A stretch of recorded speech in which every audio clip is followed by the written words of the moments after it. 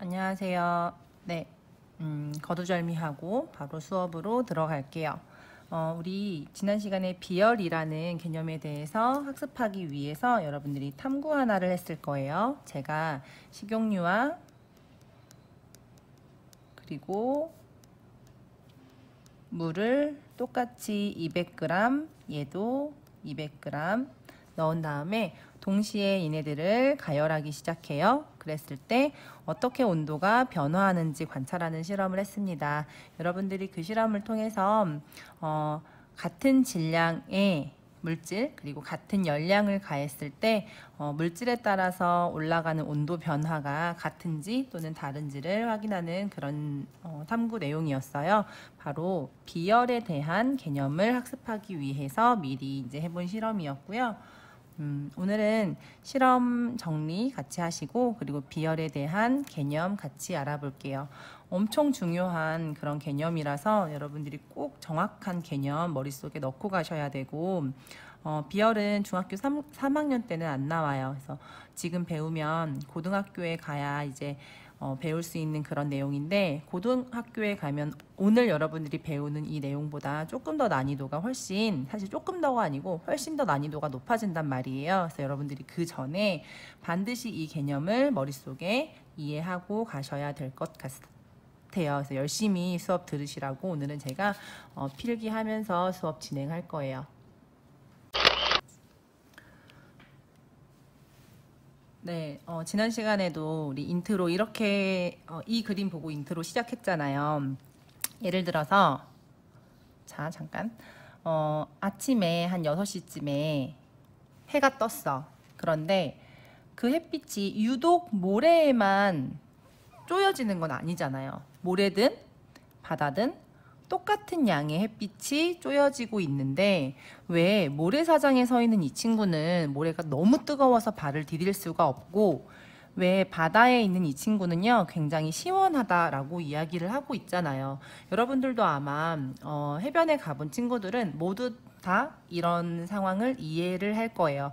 앞으로 여러분들은요 바닷가에 가면 이렇게 모래와 그리고 바닷물의 온도 차이를 비열을 가지고 설명을 할 수 있게 됩니다. 네, 그래서 바로 비열이라는 개념 그리고 모래와 이 물의 비열 차이를 여러분들이 설명할 수 있게 되는 게 이번 시간의 학습 목표다라고 생각하시면 돼요. 네, 다음 슬라이드. 지난 시간 했던 200g의 식용유 그리고 200g의 물 똑같은 열량을 가해요. 똑같은 핫플레이트에 올려놓고 그랬을 때 변화되는 물과 식용유의 온도 변화를 쭉 기록을 했고요. 1분 간격으로 기록을 했을 거예요. 사실은 시작하는 온도가 얘네 두 개가 똑같았으면 너무 좋은데 제가 미처 그거를 세팅을 못 해가지고요. 다른 온도에서 시작했지만 여러분들은 시작했을 때의 온도와 그리고 10분 후의 온도 얘도 시작했을 때 그리고 10분 후의 온도를 그 변화를 비교할 수 있으니까 그걸로 결과 처리를 해 봅시다. 네, 제가 지금 여기 적혀 있는 이 데이터는요, 여러분들 제가 실험했던 데이터 그대로 옮겨 놓은 거예요. 여러분들이 적어 놓은 데이터와 내용이 일치하는지 한번 확인해 보세요. 자, 혹시 지난 시간에 이거 안 한 친구들은요, 이거 데이터 값 정리하시고 그 다음에 그래프로 한번 그려보시면 좋을 것 같습니다. 네, 필요한 친구들은 정지하시고요. 저는 바로 그 다음 그래프로 넘어갈게요. 네, 정리하기를 볼게요. 자, 결과 3을 이용해서, 즉 표를 이용해서 물과 식용유의 온도 변화, 우리 온도 변화는 보통 델타 T라는 기호를 많이 사용하거든요. 알아두시고 자, 이걸 그래프로 한번 나타내 보자 라고 했어. 자, 모는 종이 여러분들한테 드렸을 거고요. 프린트물에 해도 상관없고요. 모는 종이에 그렸으면 조금 더 수월하게 여러분들이 결과를 관찰할 수 있었을 겁니다. 자, 한번 보자. 자, 물 같은 경우는요. 21도씨 정도에서 약 21도씨에서 시작했고요. 21도씨에서 시작한 이 물이 10분 후에는 식용유보다 더 온도가 낮아요.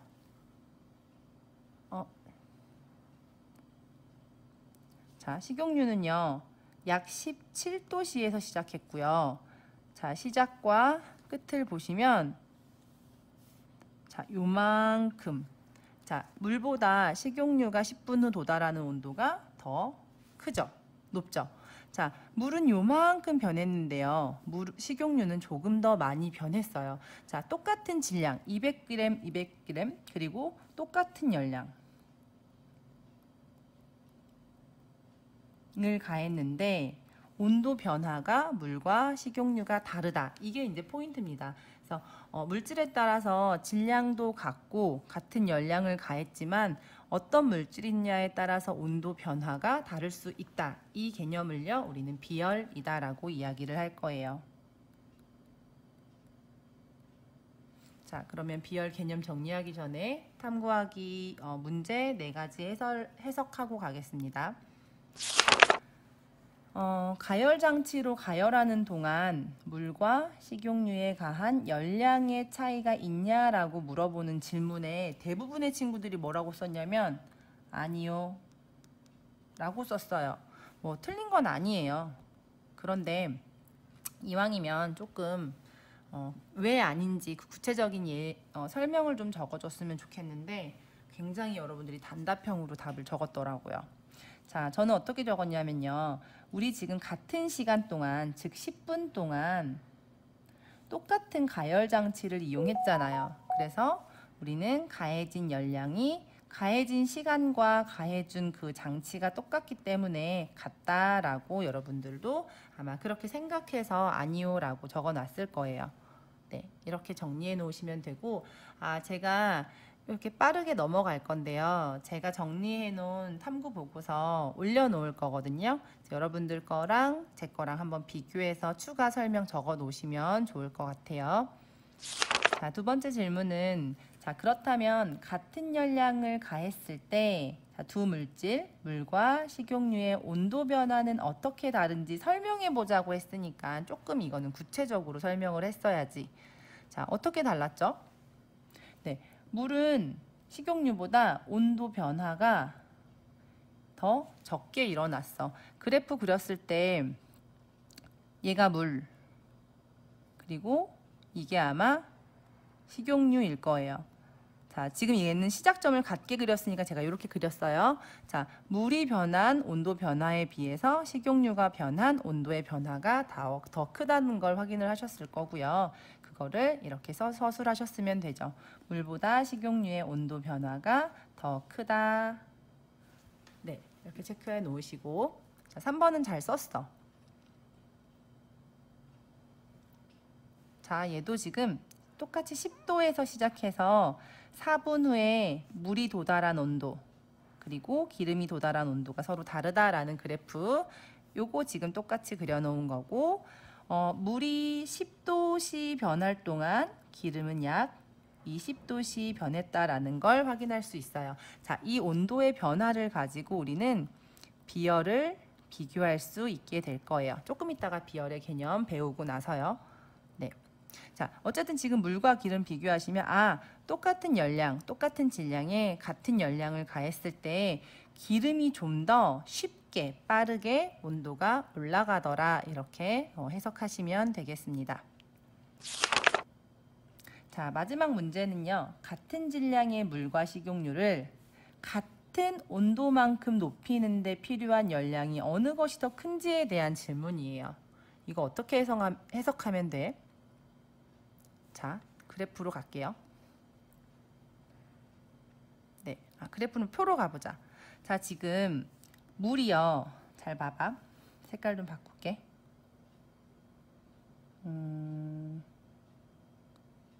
이 색으로 하자.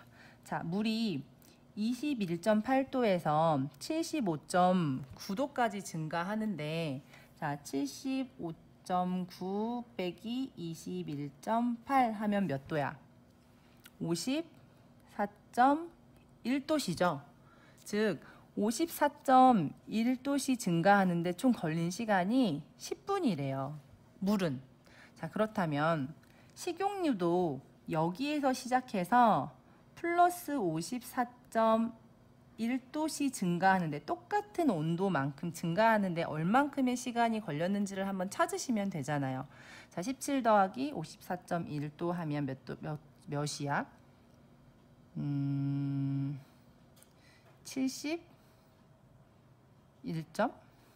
여기 왜 안 써지냐? 71.1도 정도 돼요. 이거 왜 안 써지냐? 다시 여기다 쓸게요. 자, 71.1도 정도 되면 54.1도가 증가했다라고 보시면 되잖아요. 그쵸? 천천히 이해하세요. 자, 그러면 71.1도씨가 되려면 어느 정도까지 가열했는지를 쭉 봤더니 요 정도. 자, 8분에서 약 9분 사이까지 가열했더니 이미 식용유는 71점 요 사이 1도까지 도달했단 말이야. 자, 물은 델타 T 54.1도씨를 변화시키기 위해서 10분이라는 시간이 소요가 됐는데 식용유는요 54.1도씨라는 온도를 변화시키기 위해서 약 8분 정도의 시간이 소요가 됐대요. 같은 가열 장치인데 10분 동안 가열한 열량이랑 9분 동안 가열한 열의 양은 같아요, 달라요? 당연히 8분 동안 가열한 열의 양이 더 적겠죠. 자, 그렇다면 요걸 가지고 여러분들이 이 문제를 해석하시면 돼요. 자,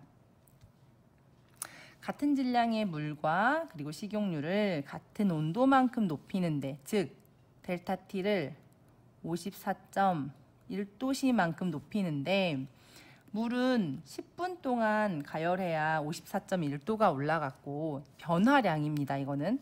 자, 식용유는요 8분만 가열해도 54.1도씨가 증가했어요. 즉 똑같은 가열 장치로 10분을 가열했냐 8분을 가열했냐, 당연히 10분을 가열했을 때의 열량이 더 크죠. 열량이란 이동한 열의 양을 열량이라고 얘기해요. 네. 자, 그래서 여기서 여러분들이 뭐라고 썼냐면 물이라고 답을 대부분 써놨어. 뭐 틀린 말은 아니에요. 그래서 저는 이렇게 조금 이유를 적었잖아요. 자, 똑같은 온도만큼 높이는데 필요한 열량은 식용유보다 물이 더 크다. 이렇게 적어 놓으시면 되겠습니다. 네. 자, 그 첫 번째 프린트 다음 장에 지금 10분 후의 온도 변화량을 또 측정하라는 문제가 나왔을 거예요. 어떤 10분 후냐면 얘는 가열 장치를 끈 후 10분 후에 온도 변화예요. 역시나 제가 실험했던 그 데이터 그대로 적어 놨습니다. 자, 물은 70.3도에서 시작했고요. 네, 10분 후에 52.9도까지 온도가 내려갔어요. 그렇다면 70.3 마이너스 51.9 해서 17.4만큼의 온도 변화가 일어났고, 네, 식용유는 87.7에서 시작해서 66.7까지 온도가 내려갔고, 델타 T 온도 변화량을 계산했더니 그 차이값 21도 정도 변화가 됐죠. 자, 식용유가 온도를 올리는데 더 짧은 시간이 걸렸어. 즉, 더 적은 열로 온도를 쉽게 올렸다면 온도를 장치를 끈 후에요. 열 공급을 중단하고 나서도 더 쉽게 많이 온도가 변화된 쪽은 바로 식용유예요. 그래서 여러분들이 이 표를 보시고 식용유가 더 빠르게 가열되고 식용유가 더 빠르게 식는다 이렇게 정리해 놓으시면 되고, 결과적으로 물이라는 애보다 식용유가 온도 변화가 더 크다 이렇게 보시면 되죠. 자, 어떨 때? 질량이 같을 때 200g에 동일한 열량을 가했을 때. 네, 이렇게 해서 탐구보고서는 다 정리를 하시면 되고, 같은 질량 그리고 같은 열량을 가했을 때 변화는 온도 변화의 비를요 우리는 바로 비열이다 라고 설명을 할 겁니다. 네, 조금 감이 오나요?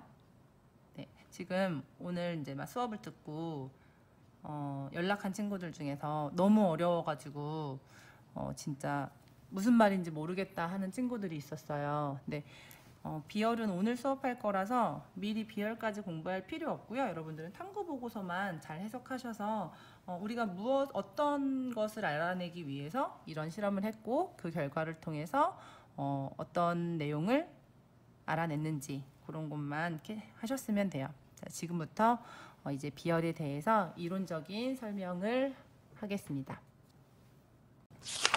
네, 우선 우리가 비열 실험하기 전에요. 실험이 아니고 비열 이론에 들어가기 전에 열량이라는 개념에 대해서 먼저 다시 한번 이야기를 할 거예요. 자, 열량이라고 하는 거는 말 그대로 네, 열의 양이다 이렇게 생각하시면 되고 뜨거운 물체에서 차가운 물체로 열이 이동한다 라고 했잖아. 손을 잡고 있을 때 차가운 손으로 따뜻한 손에서 열이 이동한다 라고 했고요. 그때 이동하는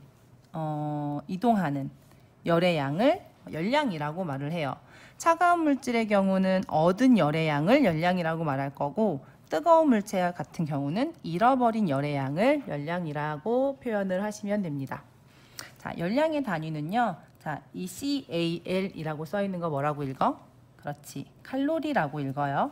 자, 칼로리에다가 1000 곱하면 네, 킬로칼로리라고 읽으시면 돼요. 이게 바로 열의 양을 나타내는 단위가 돼요. 그래서 여러분들이 왜 뭐 초콜릿 하나에 열량이 몇 칼로리다, 몇 킬로칼로리다라고 얘기하는 거는 그 음식을 먹었을 때 얼마만큼의 에너지를 뱉어내야 살이 빠지는지 모두 다 소모되는지 뭐 그런 개념이다라고 생각하시면 돼요.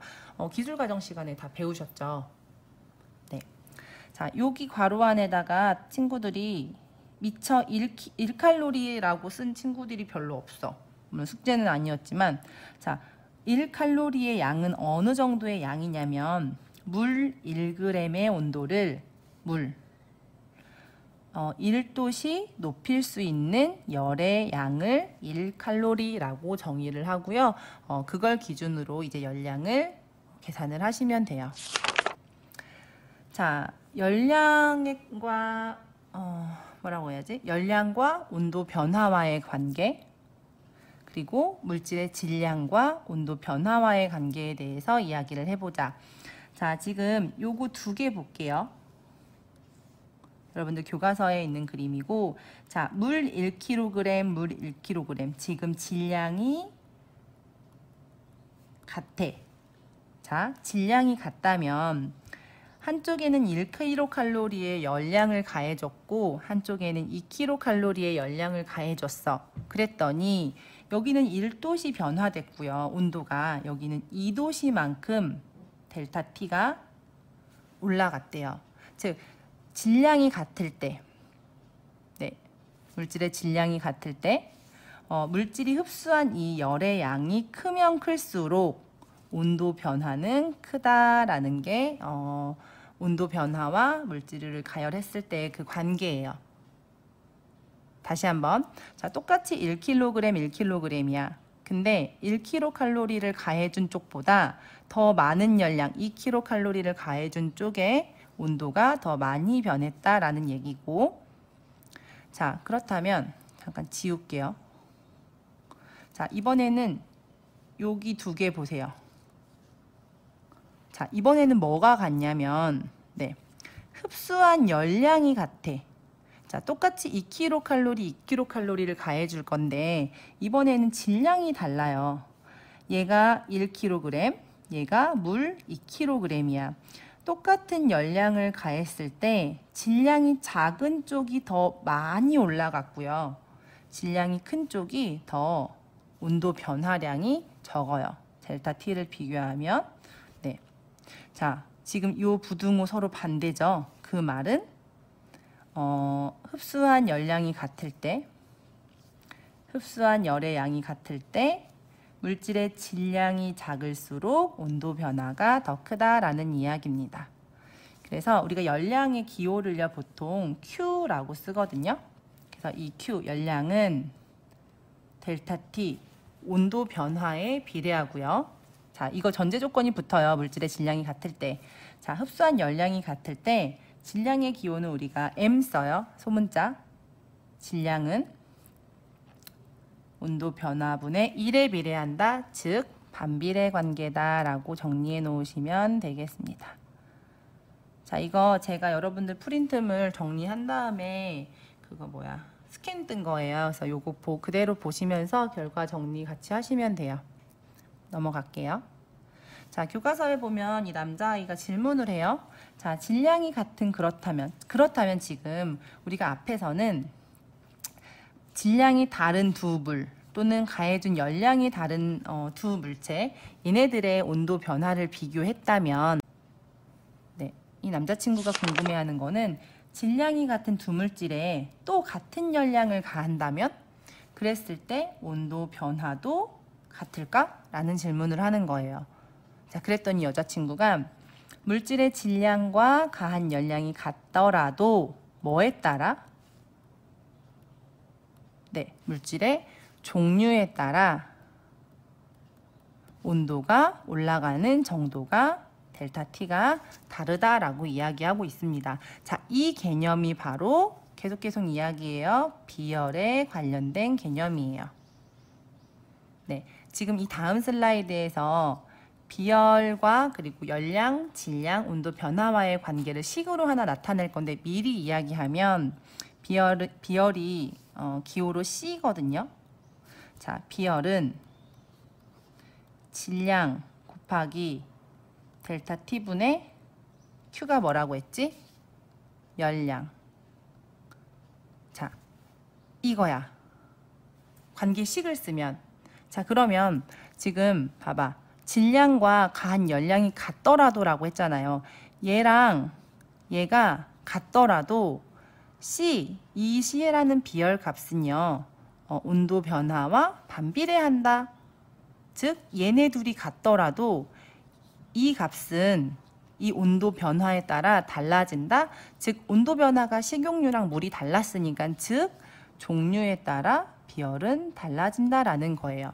그래서 미리 말하면 이 비열도 여러분들이 우리 7단원이냐 6단원이냐 6단원에서 배웠던 물질의 특성이 될 겁니다. 네, 방금 설명했던 그 식을 다시 한번 정리해서 설명을 할게요.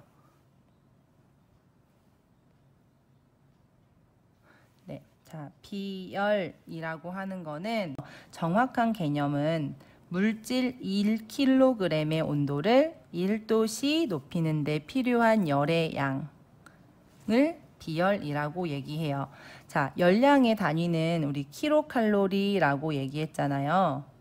자, 그래서 비열의 식이 바로 이 비열을 구할 수가 있어. 우리가 물질의 질량과 그리고 온도 변화를 알면요. 그 물질의 비열을 구할 수가 있는데 자, 비열은 질량 곱하기 온도 변화 분의 열량 이런 이 식으로 구하시면 돼요. 자, 그럼 단위는 어떻게 나오냐? 열량의 단위가 킬로칼로리지.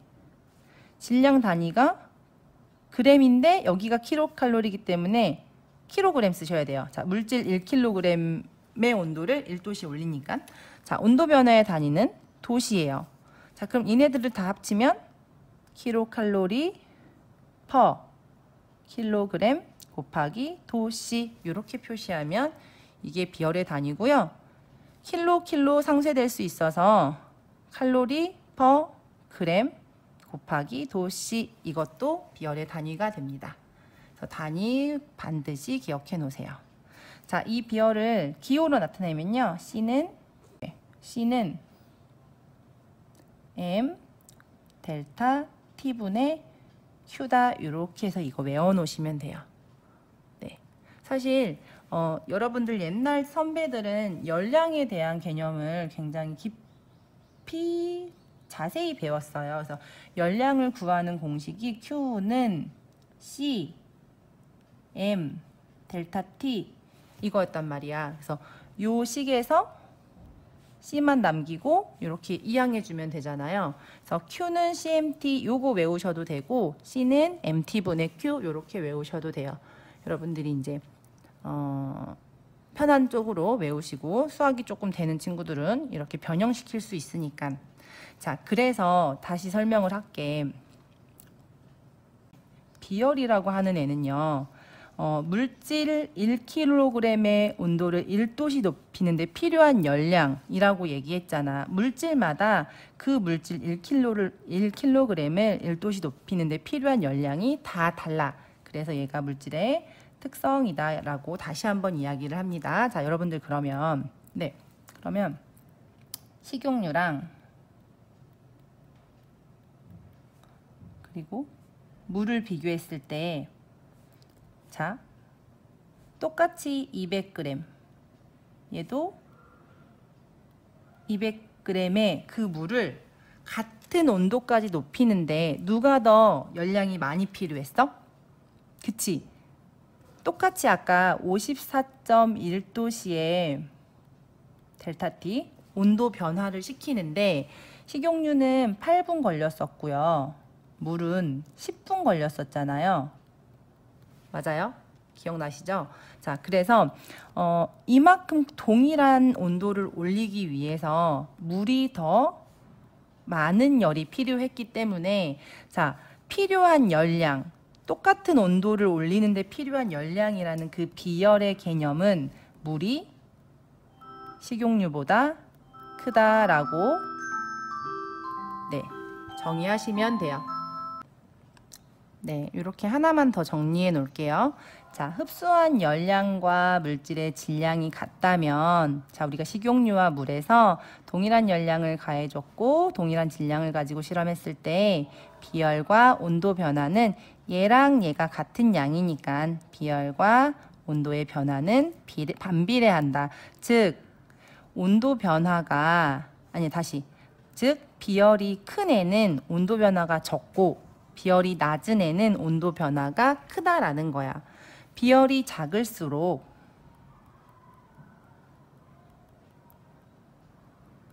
쉽게 온도가 변한다. 이렇게 라고 마지막 정의해 놓으시면 돼요. 그러면 흡수한 열량, 즉 열량과 그 물질의 질량 Q와 M 값이 같으면요. 여러분 다시 한 번만 쓸게요. C는 M 델타 T분의 Q. 이거 꼭 기억하세요. 요것만 알면 우리 시험 문제 다 풀 수 있어. 진짜야. 자, 이게 지금 C가 의미하는 게 뭐인지만 알면 되잖아. 비열. 다시 한번 얘기해서 비열이 크면 클수록 온도 변화는 작아. 비열이 큰 아이들이요. 온도 변화시키기가 쉽지 않다라는 얘기예요. 네. 자, 그럼 여기에 있는 지금 이 표를 보시면서 여러분들 어떤 게 가장 흡수한 열량과 물질의 질량이 같을 때 가장 온도 변화가 많이 일어날지 한번 빨리 찾아보세요. 이 숫자가 의미하는 거는 지금 비열이고, 자, 똑같은 열량을 가해줬고 물질의 질량이 같다라면 그렇지, 철이 가장 온도 변화가 클 거고, 자, 그럼 온도 변화가 가장 작은 거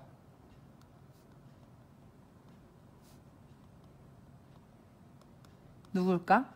잠깐만, 철이 가장 크고, 자, 온도 변화가 가장 작은 거 누굴까요? 그렇죠. 비열이. 온도 변화랑 비열이랑 반비례 관계니까 온도 변화가 가장 작으려면 비열이 가장 커야 되죠. 누구야? 바로 물의 비열을 보시면 다른 애들보다 훨씬 더 크죠.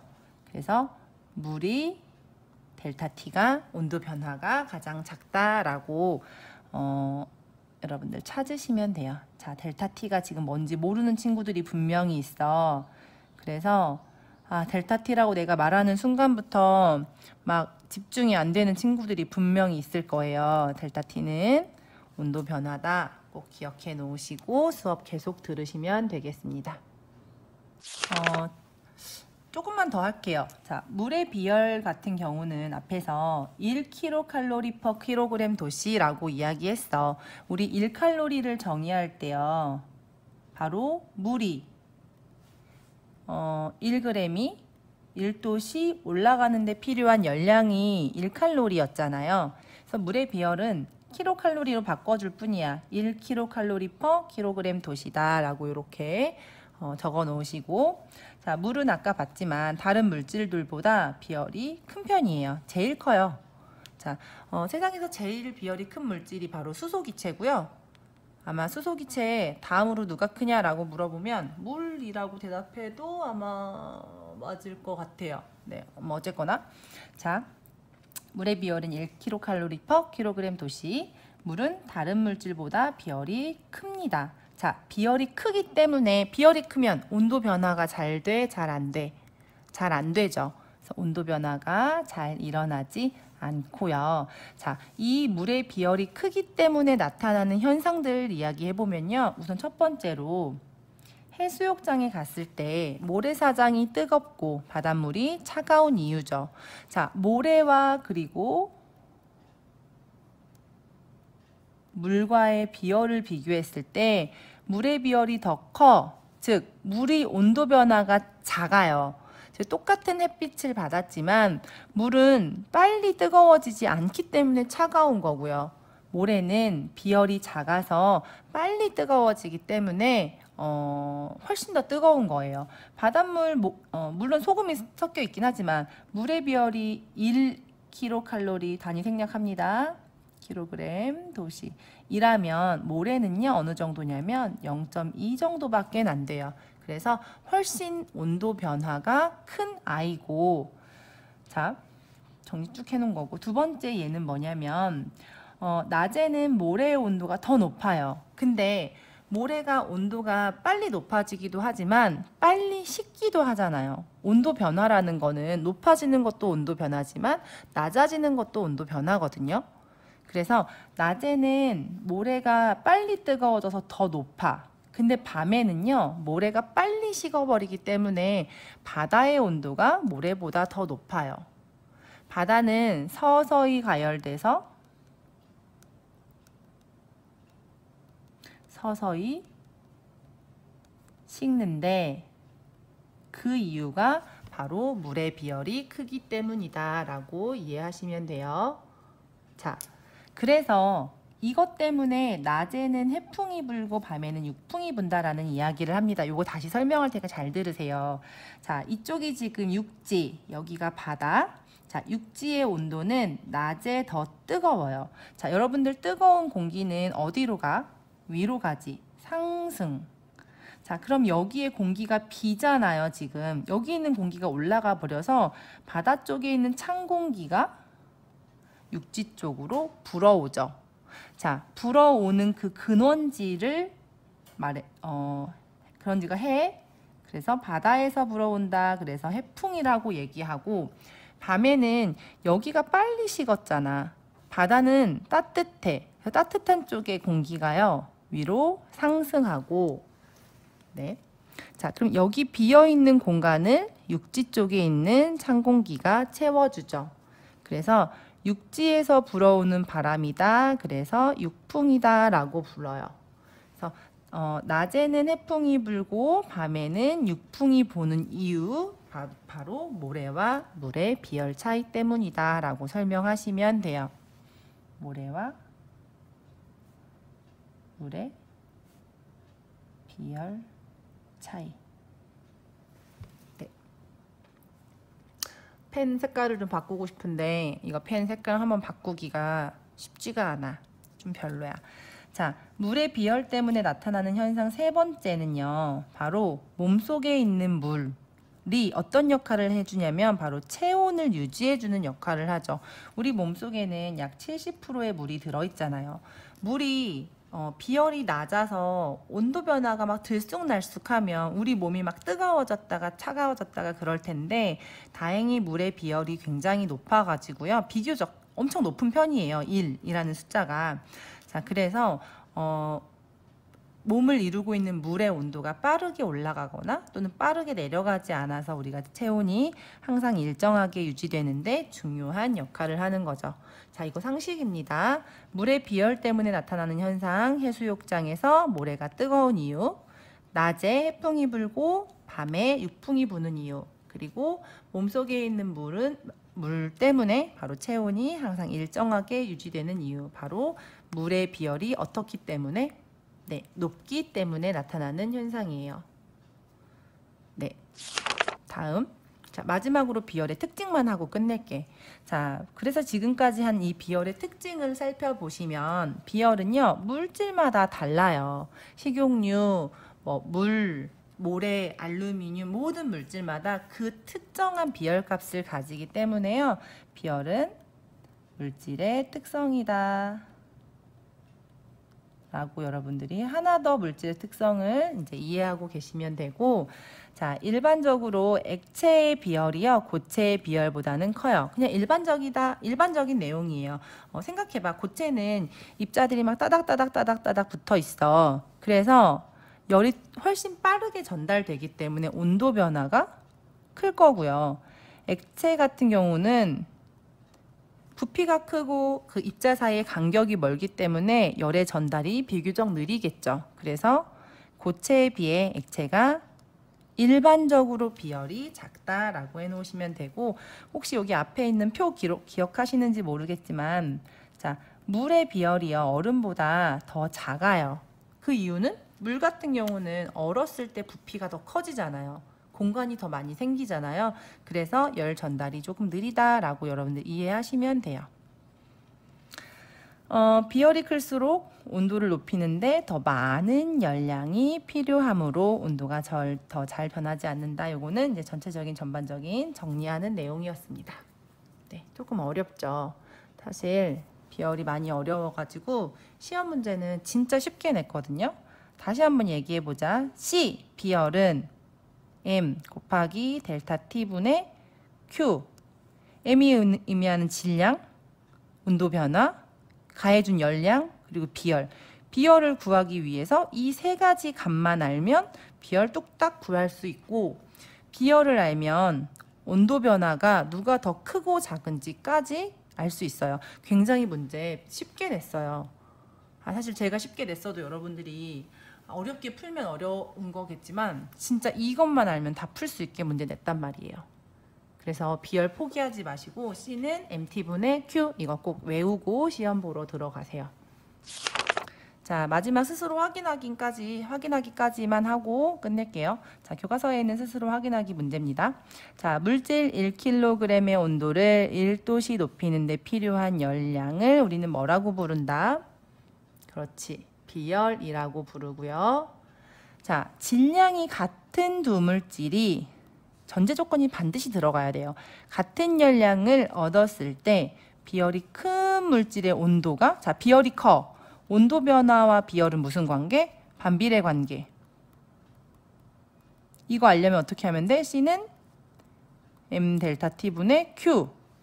질량이 같고 열량이 같으면 비열이 크면 얘는 작잖아요. 그래서 정답은 온도가 적게 올라간다. 이렇게 찾으시면 돼요. 자, 마지막. 질량이 0.5kg인 어떤 물질이 있어. 근데 얘를 1kcal의 열량을 얻어서 온도가 10도씨만큼 올라갔대. 자, 질량 M 나왔지. 가해준 열량 Q 주어졌지. 온도가 상승했다고 했으니까 변화된 온도 변화 10도씨 주어졌죠. 이 세 개 주어졌으면 비열 구할 수 있어 없어? 있어. 자, C는 계속 써. 몰라. 니네 외울 때까지 써. MT분의 Q. 그래서 질량 0.5kg 넣고 곱하기 온도 변화 10도씨 넣고 얼마큼 가했대? 자, 1kcal의 열량을 가했대요. 그러면 요거 계산하시면 네, 5분의 1 kcal per kg 단위 기억합니다. 곱하기 도씨. 네, 그럼 이거 몇이에요? 0.2 kcal per kg 도씨.